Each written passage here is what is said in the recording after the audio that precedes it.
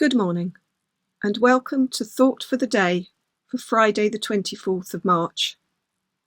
Our reading today comes from John's Gospel, chapter 11, verses 1 to 16, and tells of the death of Lazarus, and I am reading from the New International Version. Now a man named Lazarus was ill. He was from Bethany, the village of Mary and her sister Martha. This Mary, whose brother Lazarus now lay ill, was the same one who poured perfume on the Lord and wiped his feet with her hair. So the sisters sent word to Jesus, "Lord, the one you love is ill." When he heard this, Jesus said, "This illness will not end in death. No, it is for God's glory, so that God's Son may be glorified through it." Now Jesus loved Martha and her sister and Lazarus. So when he heard that Lazarus was ill, he stayed where he was 2 more days, and then he said to his disciples, "Let us go back to Judea." "But Rabbi," they said, "a short while ago the Jews there tried to stone you, and yet you are going back?" Jesus answered, "Are there not 12 hours of daylight? Anyone who walks in the daytime will not stumble, for they will see by this world's light. It is when a person walks at night that they stumble, for they have no light." After he had said this, he went on to tell them, "Our friend Lazarus has fallen asleep, but I am going there to wake him up." His disciples replied, "Lord, if he sleeps, he will get better." Jesus had been speaking of his death, but the disciples thought he meant natural sleep. So then he told them plainly, "Lazarus is dead, and for your sake I am glad I was not there, so that you may believe. But let us go to him." Then Thomas, also known as Didymus, said to the rest of the disciples, "Let us also go, that we may die with him."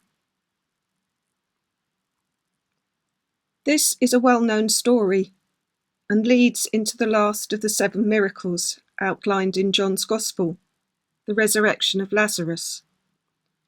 Indeed, this miracle only appears in John's Gospel and is not mentioned in any of the other 3.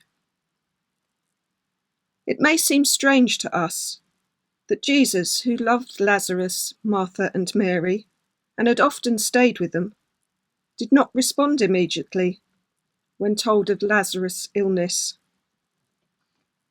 There are 2 other instances in John's Gospel when someone dear to Jesus asked him to do something, and again, Jesus initially refused their request, before fulfilling these according to God's timing and will. In John 2, Jesus ignored his mother's plea at the wedding feast that there was no more wine, before later turning water into wine. And in John 7, verses 1 to 10, Jesus' brother urged him to go to the Festival of Tabernacles in Judea and show himself to the people there publicly. But aware that the Jewish leaders were looking for a way to kill him, Jesus initially stayed in Galilee before travelling to Jerusalem and teaching in the temple. In delaying responding to Martha and Mary's request, Jesus wasn't refusing to take action, but would do so at God's timing and will, and it would be for the greater glory of God, as verse 4 outlines. Lazarus died so that Jesus' power over death could be shown to his disciples and others, and foreshadowed his own resurrection.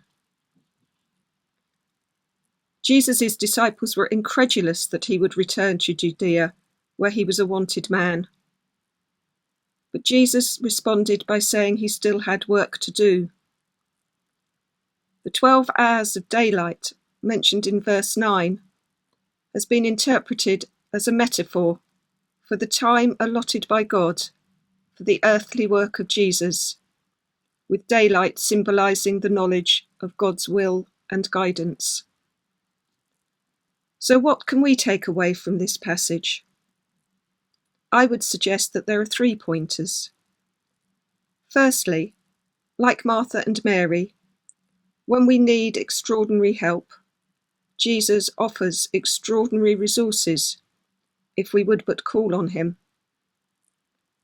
Secondly, God's timings, especially his delays, may lead us to think that he is not answering, or not answering in the way that we would want.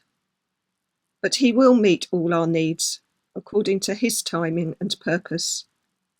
We need to have patience and not give up hope. Martha and Mary didn't.